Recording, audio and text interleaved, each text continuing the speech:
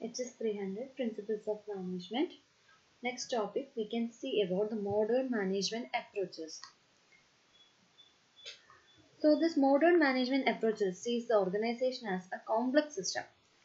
ഒരുപാട് കോംപ്ലക്സ് ആയിട്ടുള്ള സിസ്റ്റം ആയിട്ടാണ് മോഡേൺ മാനേജ്മെന്റ് അപ്രോച്ച് കാണുന്നത്. അതുകൊണ്ട് തന്നെ they are using modern technique to solve the organizational as well as human problems. അങ്ങനെ വരുന്ന മോഡേൺ മാനേജ്മെന്റ് അപ്രോച്ചസിൽ വരുന്നതാണ് contingency theory, അതേപോലെ systems approach. Then we have already discussed about that theory set approach. ഇതെല്ലാം modern management approachesൽ വരുന്നതാണ്. So let's see about contingency theory. As per its definition, it is based on the theory that the management effectiveness is contingent or dependent upon the interplay between the application of management behaviors and specific situations. അപ്പോൾ ശരിക്കും ഈ contingent approach അല്ലെങ്കിൽ contingency approach എന്ന് പറയുന്നത് ഒരു situational approach ആണ്. In other words, that each manager's situation must be viewed separately. So a wide range of external and internal factors കൂടെ considered ആയിരിക്കും. And also we have to focus on the action that best fits the given situation. So അങ്ങനെ ഒരു situational approach ആണ് ഈ കോണ്ടിൻജൻസി approach എന്ന് പറയുന്നത്. So a theory approach that depends on the application of management behaviors as well as its specific situations. അപ്പോൾ ആ situational approach വരുന്ന ഒരു തിയറിയാണ് ഈ കോണ്ടിൻജൻസി approach to management എന്ന് പറയുന്നത്. So it's important ideas. There is no universal or one best way to manage. ഒരു single വേ മാത്രം അതിനില്ല, അല്ലെങ്കിൽ ഒരു സിംഗിൾ മെത്തേഡ് മാത്രം ഇല്ല ചെയ്യാനായിട്ട്. It may varies according to the situations. Then wide range of external and internal factors has to be considered, and the focus should be on the given situation, that action that fits for the given situation. Next is the effective organization not only have a proper fit with the environment but also between its subsystem. ഒരു effectiveness കൊണ്ടുവരണമെങ്കിൽ organisation അതിന്റെ എൻവയോൺമെന്റിൽ മാത്രമല്ല, it should be also within its subsystems. Then the managers need to be developed in skills that are most useful in identifying the important situational factors. So ഓരോ ഓർഗനൈസേഷന്റെയും managers എന്ന് പറഞ്ഞാൽ there has to be developed with some skill. എന്ന് വെച്ചാൽ ഓരോ situations വന്നു കഴിഞ്ഞാലും they have to identify it and they have to give some factors or their own techniques to achieve their goals.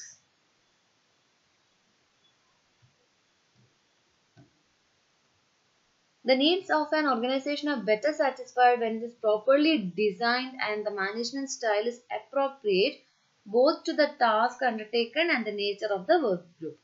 അപ്പോൾ ഒരു ഓർഗനൈസേഷൻ സാറ്റിസ്ഫൈഡ് വർക്ക് ആയിരിക്കണം എന്ന് പറയുന്നത് it should be properly design. എന്ന് വെച്ചാൽ മാനേജ്മെന്റ് സ്റ്റൈൽ എന്ന് പറയുന്നത് both to the task as well as to nature of work ഗ്രൂപ്പിനനുസരിച്ച് ആയിരിക്കണം. ഓക്കെ, മാനേജ്മെന്റ് എന്ന് പറയുന്നതും അപ്പോൾ എക്സ്റ്റേണലി സിറ്റുവേഷണൽ തന്നെ ആയിരിക്കും. So the condition of the situation will determine which techniques and which control system has to be design to fit the particular solution. ഇപ്പോൾ ഓരോ സൊല്യൂഷനിലേക്കും വേണ്ട ടെക്നിക്സ് ഏതൊക്കെയാണ്, എന്തൊക്കെ കൺട്രോൾ സിസ്റ്റം അഡോപ്റ്റ് ചെയ്യണം, ഓക്കെ, അങ്ങനെയുള്ള എല്ലാം സിറ്റുവേഷൻ ബേസ്ഡ് ആയിട്ടായിരിക്കും കണ്ടീഷൻ ചെയ്യാം. സോ അതൊന്ന് ഇപ്പൊ ഇതാണ് ബെസ്റ്റ് വേ, ഇന്നതാണ് ബെസ്റ്റ് വേ എന്ന് ജനറലൈസ് ചെയ്ത് പറയാൻ പറ്റില്ല. It may vary according to each situation. So for that one needs to adapt himself to the circumstances. ഓരോ സർക്കംസ്റ്റാൻസസിന് അനുസരിച്ച് ഓരോ managers they should take that adaptive measurements or steps. അപ്പോൾ ഓൾമോസ്റ്റ് ഒരു if then approach ആയിരിക്കും. If this is the situation, then what should be the steps should be taken. അങ്ങനെ അതായിരിക്കും this situational approach അല്ലെങ്കിൽ contingency approachൽ വരുന്നത്. So ഇതിന്റെ main properties പറഞ്ഞാൽ theory എല്ലാ ഓർഗനൈസേഷനും ഈക്വലി ഇമ്പോർട്ടൻ്റ് ആണ്. സോ അതേപോലെ തന്നെ ഓരോന്നിനും വൺ ബെസ്റ്റ് വേ എന്ന് പറയാനില്ല. All the methods that we choose according to the situation will be best. അതുപോലെ തന്നെ every situation is unique, so manager has to be able to analyze each and every situation individually. ഓരോ സിറ്റുവേഷനും ഓരോ പോലെ ആയിരിക്കും. So ആ ഓരോ സിറ്റുവേഷനും ഏതൊക്കെയാണ്, അതിന് വേണ്ട ആക്ഷൻസ് എന്തൊക്കെയാണ് എന്നെല്ലാം ഇൻഡിവിജ്വലി അനലൈസ് ചെയ്യാൻ പറ്റണം ഒരു മാനേജർക്ക്. So an authoritarian leadership style may be appropriate than a leadership style that tries to get workers internally motivated. അപ്പോൾ ഇതിന് ഒരു കേസിൽ അതോറിറ്റേറിയൻ ലീഡർഷിപ്പ് സ്റ്റൈൽ ആയിരിക്കും കുറച്ചും കൂടെ അപ്രോപ്രിയേറ്റ് ആയിട്ട് വരിക for getting the workers internally motivated. So by going through this approach, it can be applied in the activities of leading, motivating, structuring the organization. അതുപോലെ തന്നെ other potential of applications ആണ് employee development and training, decision of decentralization, establishment of communication and control systems, planning info decision systems. ഇതെല്ലാം വരുന്നത് based on this contingency approachലായിരിക്കും. So as already told, മാനേജർക്ക് ഓരോ സിറ്റുവേഷനും examine ചെയ്യാൻ പറ്റും and he can determine what are the causes for the decreased profits. അല്ല, ഓരോ പുതിയ procedure കൊണ്ടുവരുന്നതിനനുസരിച്ച് അതിൽ വരുന്ന പ്രോസ് എന്താണ് കോൺസ് എന്താണെന്നൊക്കെ അനലൈസ് ചെയ്യാൻ പറ്റും ഒരു മാനേജർക്ക് through this theory. And this will also provide the manager with the capabilities to examine numerous possible solutions to a problem. So if ഒരേപോലത്തെ സിറ്റുവേഷൻ പിന്നീട് എപ്പോഴെങ്കിലും വരുവാണെങ്കിൽ മുന്നേ ചെയ്തുള്ള ഒരു എക്സ്പീരിയൻസ് കൊണ്ട് he can give that possible solutions. എന്തൊക്കെ solutions provide ചെയ്യാം എന്നെല്ലാം മാനേജർക്ക് ഒരു ഐഡിയ ഉണ്ടായിരിക്കും through this contingency theory. So these are the effect on a manager. This contingency management theory-ലൂടെ മാനേജറിലോട്ട് വരുന്ന ഇഫക്ട്സ് ആണ് ഇതെല്ലാം that we already discussed. That is, he will be able to identify and solve the problems under any different situations. അതുപോലെ ഓരോ successful application ഓരോ situation അനുസരിച്ച് provide ചെയ്യാൻ പറ്റും. So he can examine each situation in terms of how it is affected by the contextual, organizational and human dimension അനുസരിച്ച് അദ്ദേഹത്തിന് ഓരോ സിറ്റുവേഷനും analyse ചെയ്യാൻ പറ്റും. And as a result, overall ability കിട്ടും to correct the problems and to become more effective as a manager will increase. So in modern management approaches, the next topic to be discussed is systems approach. A systems theory in itself is an approach based on the concept that organizations can be visualized as systems. ഒരു systems ആയിട്ടാണ് organization നമ്മൾ കാണുന്നത്. So system എന്ന് വെച്ചാൽ നമുക്കറിയാലോ, that is a set of interrelated parts that operate as a whole to achieve common goals. എന്നുവെച്ചാൽ ഓരോ parts ആയിട്ട് ഡിവൈഡഡ് ആയിരിക്കും, അതിനെല്ലാം ഇന്റർകണക്ട് ചെയ്തിട്ട് ബട്ട് ഓരോ പാർട്ടും they were working towards a common goal. അങ്ങനെയുള്ളതിനാണ് സിസ്റ്റം എന്ന് പറയുന്നത്. So this approach to management views the organization as a unified purposeful system composed of interrelated parts.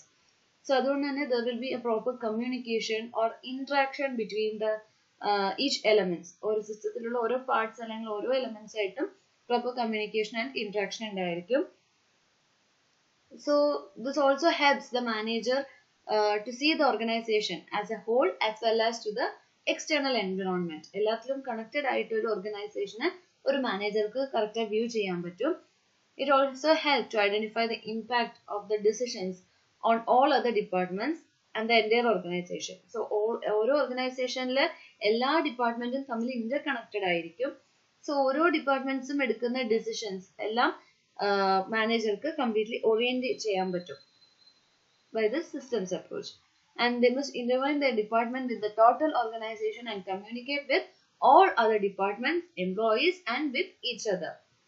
So അതിനുള്ള ബെസ്റ്റ് ഒരു എക്സാമ്പിൾ ആണ് ഈ കാണിച്ചേക്കുന്നത്. This is an organization with 4 different departments. So ഓരോ ഓർഗനൈസേഷനിലും കാണാറുള്ള main departments ആണ് ഇതെല്ലാം. There is finance, human resource department, marketing and production department. So ഓരോ department തമ്മിലും ഒരു ഇന്റർകണക്ഷൻ ഉണ്ടാവും. They can communicate to each other and they can take decisions. ഓരോ ഡിപ്പാർട്ട്മെന്റിന്റെയും decisions share ചെയ്ത് പോകും. And that's all the ഓർഗനൈസേഷനിലെ എല്ലാ ഡിസിഷൻസും കാര്യങ്ങളും എല്ലാം ഒരു മാനേജർക്ക് ഇന്റർവെയിൻ ചെയ്ത് കൊണ്ടുപോകാൻ പറ്റും. So this is one of the example for a system. So this the characteristics നോക്കിക്കഴിഞ്ഞാൽ നമുക്കറിയാം ഒരു സിസ്റ്റം എന്ന് പറയുമ്പോൾ it should have a structure. അല്ലെ, ഓരോ പാർട്സും എന്താണ് അല്ലെങ്കിൽ ഓരോ എലമെന്റ്സും എന്താണ് ഡിഫൈൻ ചെയ്തിട്ടുള്ള ഒരു വെൽ ഡിഫൈൻഡ് സ്ട്രക്ചർ ഉണ്ടായിരിക്കണം. And should have A behaviour എന്ന് വെച്ചാൽ ഇൻപുട്സ് ഉണ്ടാകും, പ്രോസസ്സിംഗ് അല്ലെങ്കിൽ ട്രാൻസ്ഫോർമേഷൻസ് ഉണ്ടാകും, അത് കഴിഞ്ഞ് നമുക്കൊരു ഔട്ട്പുട്ട് ആയിരിക്കും കിട്ടുക. സോ അങ്ങനെയുള്ളൊരു ബിഹേവിയറൽ സിസ്റ്റം ആയിരിക്കണം. It should have interconnectivity. Various parts of system have functional as well as structural relationship ആയിരിക്കും ഓരോന്നുമായിട്ട്. സോ അതുകൊണ്ട് തന്നെ അത് തമ്മിലുള്ളൊരു ഇന്റർകണക്ടിവിറ്റി ഉണ്ടായിരിക്കണം. സോ ഇത്രയൊക്കെയാണ് ഒരു സിസ്റ്റത്തിന്റെ ക്യാരക്ടറിസ്റ്റിക്സ് എന്ന് പറയുന്നത്.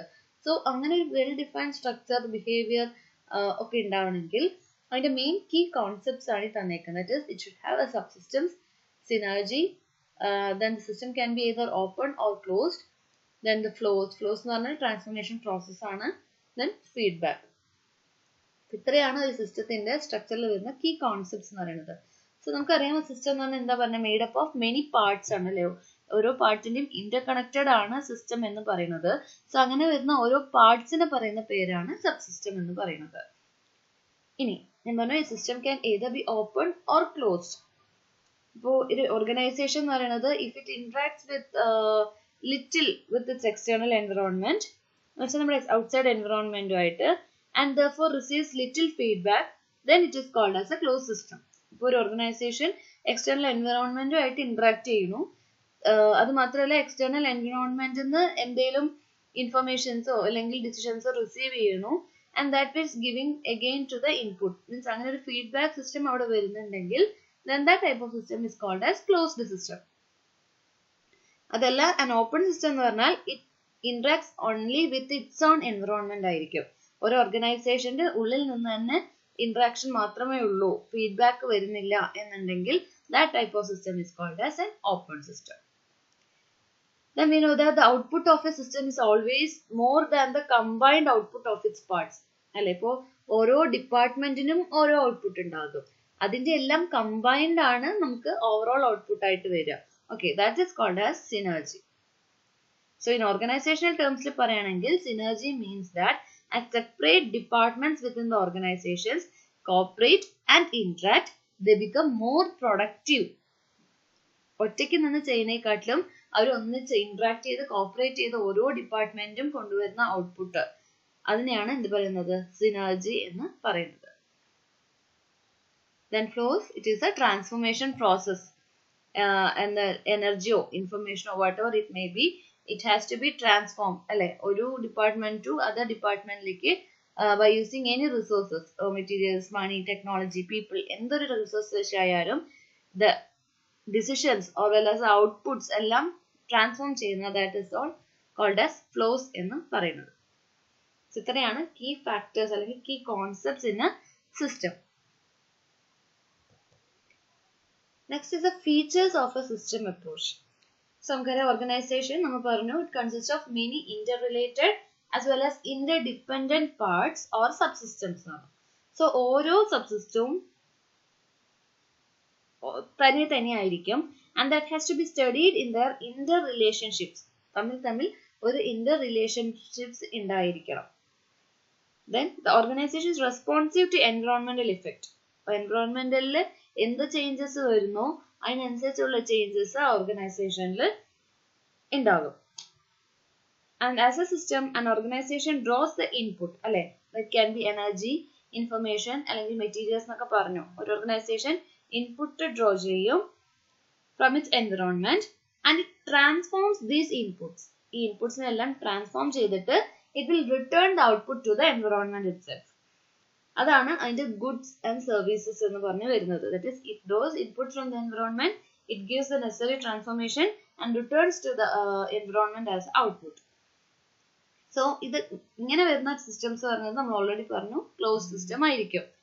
ഓപ്പൺ സിസ്റ്റം പറഞ്ഞാൽ it interacts with its environment, that is it has equilibrium in it always changing. So the main features of system approach എന്ന് പറയുന്നത്, സിസ്റ്റം അപ്രോച്ചിൽ it will be dynamic, social system ആയിരിക്കണം, interdependent, integrated, multivariable, adaptive and an open system. ഇതാണ് a best system approach എന്ന് പറയുന്നത്. These are the main features of a system approach. So ഒരു collective output വരുമെങ്കിലും, that is it has got its own advantages as well as disadvantages. So advantages പറയുകയാണെങ്കിൽ it aims at meaningful analysis of organizations and their management. That is, ഒരു manager എന്ന് പറഞ്ഞാൽ they have a good view of its organization. ഓർഗനൈസേഷനെ കുറിച്ചുള്ള good view ഉണ്ടായിരിക്കും. and it would always give importance to the interdependence of the different parts of an organization. എന്നുവെച്ചാൽ ഓരോരോ departments ഉണ്ടാവും. അപ്പോൾ ഓരോ ഡിപ്പാർട്ട്മെന്റിന്റെയും ഇമ്പോർട്ടൻസ് ഇതെപ്പോഴും കൺസിഡർ ചെയ്തുകൊണ്ടേയിരിക്കും. It foretaste consequences and plan action. So ഈ ഇന്ററാക്ഷനിലൂടെ തന്നെ അതിനറിയാൻ പറ്റും എന്തൊക്കെ പ്രോബ്ലംസ് വരാം, എന്തൊക്കെ സൊല്യൂഷൻസ് അല്ലെങ്കിൽ എന്തൊക്കെ ആക്ഷൻസ് ടേക്ക് പാർട്ട് ചെയ്യാം ത്രൂ ഓരോ department. Okay, that can be achieved through this interaction process. Systems thinking warn managers against adopting piecemeal approach to the problem solving. So ഇതിനകത്തൊരു പ്രോബ്ലം മീൻസ് ഐസൊലേറ്റഡ് ആയിരിക്കും, ഓരോ ഡിപ്പാർട്ട്മെന്റിനനുസരിച്ചിട്ടായിരിക്കും. So അതെല്ലാം isolated ആയിരിക്കും. So ഇത് manager it can guide this manager to avoid that analyzing problems in isolation and to develop an integrated approach. അപ്പോൾ ഓരോ ഡിപ്പാർട്ട്മെന്റിൽ നിന്നും വരുന്ന പ്രോബ്ലംസ് എല്ലാം ഷെയർഡ് ആയിരിക്കും. ഡിസിഷൻസ്, പ്രോബ്ലംസ്, ഔട്ട്പുട്ട്സ് എല്ലാം തമ്മിൽ ഷെയർഡ് ആയിരിക്കും through all the department. So that the manager എന്ന് പറഞ്ഞാൽ ഇങ്ങനെ ഐസൊലേറ്റ് ചെയ്ത് പ്രോബ്ലംസ് അനലൈസ് ചെയ്യേണ്ട കാര്യം വരില്ല. He can develop to an integrated approach. അതാണ് നമ്മൾ നേരത്തെ പറഞ്ഞ കീ ഫാക്ടേഴ്സിൽ ഫീച്ചേഴ്സ് ഓഫ് എ സിസ്റ്റം അപ്രോച്ചിൽ പറഞ്ഞത്. ഡൈനാമിക് ആയിരിക്കും, ഇന്റഗ്രേറ്റഡ് അപ്രോച്ച് ആയിരിക്കും കൊടുക്കേണ്ടത്. Then coming to disadvantages, the approaches does not recognize the differences in the system. സിസ്റ്റത്തിൽ എന്ത് ചേഞ്ചസ് വന്നു കഴിഞ്ഞാലും എന്തൊക്കെ ഡിഫറൻസ് ഉണ്ടെങ്കിലും അത് റെക്കഗ്നൈസ് ചെയ്യാൻ പറ്റില്ല. Then the nature of interaction and interdependency അനുസരിച്ചായിരിക്കും ഔട്ട്പുട്ട് എന്ന് പറയുന്നത്. It cannot be easily and directly applied to practical problems. Practically വരുന്ന കേസിൽ ഈസി ആയിരിക്കില്ല, അതുപോലെ തന്നെ ഡയറക്റ്റ്ലി നമുക്ക് ഒരു സൊല്യൂഷനും അപ്ലൈ ചെയ്യാൻ പറ്റില്ല. Then it will be a complex system. System അപ്രോച്ചിലൂടെ വരുമ്പോൾ കോംപ്ലക്സ് സിസ്റ്റം ആയിട്ടായിരിക്കും വരിക. So these are the disadvantages in the systems approach through a modern management approaches. Next topic is managerial ethics and corporate social responsibility. What do you mean by this managerial ethics? The term ethics refers to the principles, values, and beliefs that define what is right and wrong behavior. അപ്പോൾ നമ്മൾ keep ചെയ്യേണ്ട principles അല്ലെങ്കിൽ values ഒക്കെയാണ് ഈ ethics എന്ന് പറയുന്നത്. So അതൊന്നായിരിക്കും നമ്മൾ ഏതാ ശരി ഏതാ തെറ്റ് എന്നെല്ലാം നമ്മുടെ തിരിച്ചറിവൊക്കെ അതൊന്നായിരിക്കും ഉണ്ടാവുക through this ethics. So managerial ethics in turn are the set of standards that guides the conduct of the managers when performing their job. So ഓരോ മാനേജറിനും they should set this ethics that what is good or bad in conduct or decision making. They have to keep this ethics called as managerial ethics. So code of ethics പറഞ്ഞാൽ it is a formal statement of the company's values concerning the ethics and social issues. So the code of moral principles ആണ്. So from this we can govern the behavior of a person or a group with respect to what is right or wrong. So ethical issues ഉണ്ടായി കഴിഞ്ഞാൽ there may occur this ethical issues whenever the action of a person may harm or benefit others. അതിനനുസരിച്ചായിരിക്കും ethical issues ഉണ്ടാവുക. When coming to the views of ethics, there are four theories ആണ്. ഈ ethical theories ആണ് views of ethics എന്ന് പറയുന്നത്. That is utilitarian approach based on the rights, അതാണ് moral rights view approach based on justice, അതേപോലെ തന്നെ individualism, അതാണ് justice approach, then individualism. ഇത്രയാണ് ethical theories അല്ലെങ്കിൽ the views of ethics ൽ വരുന്നത്. First one, utilitarian approach. It is an ethical concept that moral behaviors produce the greatest good for the greatest number. In this theory, it suggests the plans and actions that should be evaluated by their consequences.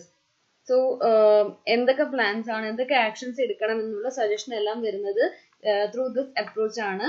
And it should be evaluated through their consequences.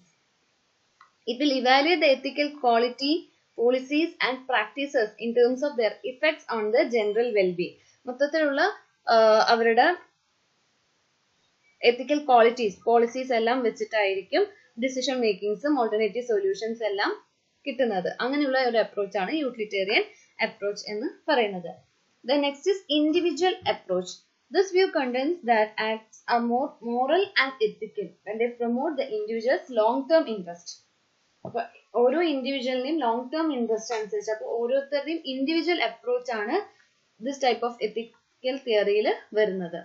Moral rights approach എന്ന് വെച്ചാൽ the ethical concept of rights view is concerned with respecting and protecting individual liberties and their privileges.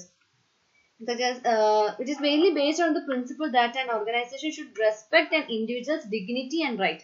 ഓരോ ഇൻഡിവിജ്വലിനെയും അവരുടെ dignity, അവരുടെ റൈറ്റ്സിനെല്ലാം ഓരോ organisation respect ചെയ്യണം എന്നുള്ള ബേസ്ഡുള്ള അപ്രോച്ചാണ് approach based on rights or called as moral rights approach. Then approach based on justice അല്ലെങ്കിൽ justice approach എന്ന് പറയുന്നത് decisions has to be taken according to the equity, fairness and impartiality. Decision makers ഓരോ decisions അല്ലെങ്കിൽ ഓരോ solutions suggest ചെയ്യുമ്പോൾ it should not effect others. അവരുടെ equity അല്ലെങ്കിൽ fairness ഒന്നും ബാധിക്കരുത്. ഇംപാർഷ്യാലിറ്റി ആയിരിക്കണം, ദാറ്റ് ഈസ് പാർഷ്യൽ ആയിരിക്കരുത് ഓരോ ഡിസിഷനും. So it should be according to that. That is the approach based on justice അല്ലെങ്കിൽ justice approach എന്ന് പറയുന്നത്. So the main significance of managerial ethics is that it will promote goodwill and reputation. അതുപോലെ തന്നെ promote social responsibilities. It improve the work environment, helps to increase the market shares, avoid legal problems. ഇതൊക്കെയാണ് അതിന്റെ main significance എന്ന് പറയുന്നത്. So coming to the factors affecting the ethical choices. For the manager, there are 3 levels of moral development. According to manager's level of moral development, there are 3 levels: pre-conventional level, conventional level, and post-conventional level. In pre-conventional level, they are concerned with the external rewards and punishments. Conventional level പറയുമ്പോൾ they mainly focus on the good behavior as defined by their family, society, means socially connected ആയിരിക്കും according to their good behavior. Post-conventional level ആയി കഴിഞ്ഞാൽ they are concerned with the individual set of values and standards. So these are the factors affecting the ethical choices of managers. Next, the factors affecting the ethical choices of organization. So mainly organization സംബന്ധിച്ചിടത്തോളം they have a great responsibility, is that social responsibility. That is beyond the law and economics. In order to pursue long-term goals, they have to enhance the welfare and interest of their society too. So ഓരോ ഓർഗനൈസേഷനും socially വരുന്ന responsibilities ഏതൊക്കെയാണെന്ന് വെച്ചാൽ discretionary responsibilities, ethical responsibilities, legal responsibilities, and economic responsibilities. Economic responsibility എന്ന് വെച്ചാൽ they are very much responsible to make a profit inside a firm or an organization. ഒരു business പറയുമ്പോൾ they are very much responsible to make a profit. അതാണ് economic responsibility. Legal responsibility എന്ന് വെച്ചാൽ they has to keep it with the rules and regulations of the government. ഗവൺമെന്റുമായിട്ട് depend ചെയ്ത് കിടക്കുന്ന rules and regulations അനുസരിച്ചുള്ള responsibilities ആണ് legal responsibility. Ethical responsibility is a demonstrating behavior within the norms of the society. Means ഓരോ individual, as a profession, as an organization, how they have to keep their ethical values എന്ന് വരുന്നതാണ് ethical responsibilities. Then discretionary responsibilities. They are the highest form of social responsibilities because they are voluntary. So ഇതിൽ ഒരു societal laws ഒന്നുമില്ല, റൂൾസോ ethical statements ഒന്നുമില്ല. This is what the organization should keep as their discretionary policies. അതാണ് discretionary responsibilities വരുന്നത്. So ഇത്രയാണ് managerial എത്തിക്സിൽ വരുന്ന കാര്യങ്ങൾ. So as a manager, how he has to perform ethically, എന്തൊക്കെ ഡിസിഷൻസ് എടുക്കണം എന്നെല്ലാം വരുന്നത് based on these responsibilities ആണ്, as well as for organization also. Next concept is a corporate social responsibility, or shortly we can say CSR. So in this CSR, mainly focus on social, environmental and financial success of a company. Social, environmental and financial success. അതുകൊണ്ട് തന്നെ triple bottom line എന്നും കൂടെ പറയും. This CSR, that is social, environmental and financial success of a company. So in this, the manager's responsibility towards various segments of the society ആണ് social responsibility പറയുന്നത്. That is the responsibility towards the stakeholders or owners, responsibility towards the customers, responsibility towards the employees, towards the suppliers, towards government, etc. So ഇതെല്ലാമാണ് CSRൽ വരുന്നത്. The main advantage of the CSR അല്ലെങ്കിൽ അവരുടെ initiatives എന്തൊക്കെയാണെന്ന് വെച്ചാൽ the company donations to charity, when company organized volunteer activities, when ethically produced products, that is socially they are responsible for their business practices.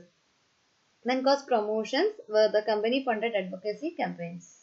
Donations to charity based on product sales. ഇതെല്ലാമാണ് corporate social ഇനീഷ്യേറ്റീവ്സിൽ വരുന്നത്. So ഇതിൽ main ആയിട്ട് advantage എന്താണെന്ന് വെച്ചാൽ it will improve the corporate reputation. It simulates a long-term orientation and profits for business. So these are the common actions of CSR, that is environmental sustainability, community involvement, and last one ethical marketing. This is important actions in a CSR, that is a corporate social responsibility important 3 actions. So environmental sustainability we have to consider the environmental factors also while running an organization. So recycling, waste management, water management along with the environmental sustainability. Community involvement towards the community, that is the raising money for local charities. Some initiatives they will donate for local charities. Then they will provide volunteers, sponsoring local events, employing the local workers. Dellamana community involvement CSR actions. Then coming to ethical marketing, companies that ethically market to consumers are placing a higher value on their customers and respecting them. അപ്പോൾ false ആയിട്ടുള്ള advertisements ഒന്നും provide ചെയ്യാതെ ethically means എത്തിക്കൽ principles values എല്ലാം keep ചെയ്തിട്ടുള്ള type of marketing ആണ് CSR ആക്ഷൻസിൽ വരുന്ന last one. Okay, that is ethical marketing. So these are the main 3 CSR actions involve for a corporate social responsibilities. So they are responsible mainly in 3 areas, that is social, environment and financial. അതുകൊണ്ട് തന്നെയാണ് triple bottom line എന്ന് പറയുന്നത്. So with this aim they can achieve social development while achieving business success. So ഇത്രയാണ് ഒരു corporate social റെസ്പോൺസിബിലിറ്റിയെ കുറിച്ച് പറയുന്നത്.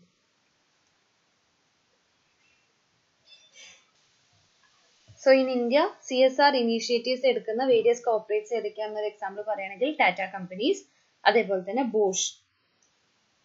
ഈ 2 ഫേംസും these corporates are going to the CSR initiatives. ഇത് വെച്ചിട്ടാണ് അവരുടെ സ്കിൽസ് എല്ലാം ഡെവലപ്പ് ചെയ്യുന്നതും. And then that group equips communities with information technologies, and they also have the capacity to achieve improved health, education and livelihood outcomes. So that comes to the end of our second module.